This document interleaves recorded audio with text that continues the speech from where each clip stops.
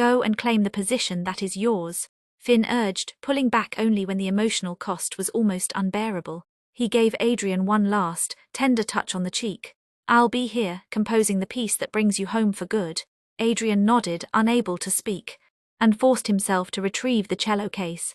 The heavy case felt different this time. It was no longer the weight of his solitary ambition, but the weight of his future. A future he was now building with Finn.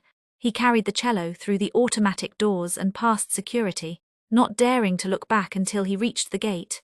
He knew instinctively that Finn would not be gone. He was still there, sitting in the car, waiting for Adrian to fully commit to the path that would eventually lead them back to a permanent harmony. He pulled out his phone, already opening a new text message. The silence might be a rest note, but their conversation didn't have to stop. I love you, send me the first note as soon as you have it. Adrian's first rehearsal back in Chicago was a shock of cold, impersonal precision. The air in the symphony hall was sterile, thick with the scent of varnish and polished brass. Maestro Sterling's voice, a whip crack of demand and impatience, stripped away any lingering softness from the Maine coast. Adrian, tempo, you are dragging the adagio by 3 beats.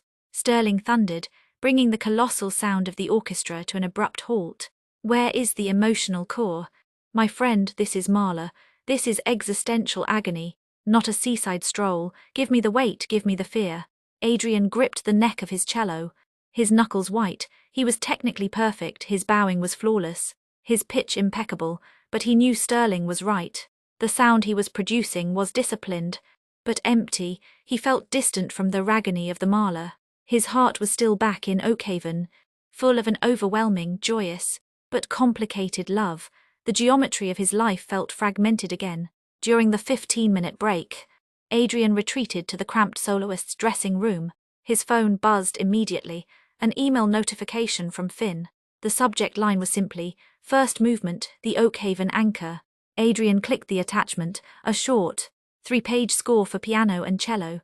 The first few bars were written in Finn's elegant, familiar script. The piano part was a slow, deliberate series of descending chords, the sound of the tide pulling back, the deep, resonant rhythm Adrian had listened to in Finn's bedroom.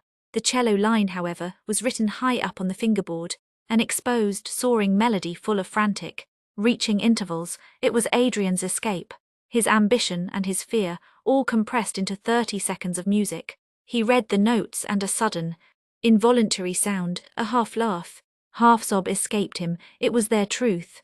The deep, grounding piece of Finn's presence, the Oakhaven Anchor, juxtaposed with the panicked, beautiful struggle of Adrian's career, the soaring escape.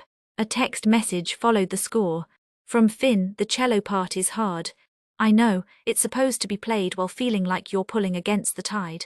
The piano is the rhythm that never leaves you. You don't have to resolve the dissonance yet. Adrian, just play the truth of the 2 sounds happening at once. I love you. Adrian held the phone, tears blurring the sheet music. He suddenly understood.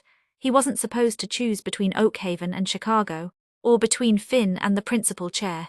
He was supposed to play the counterpoint.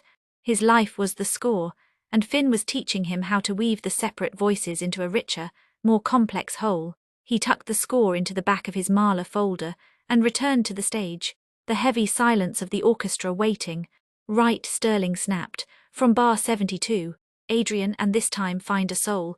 We're not playing Muzak. Adrian placed his bow on the string,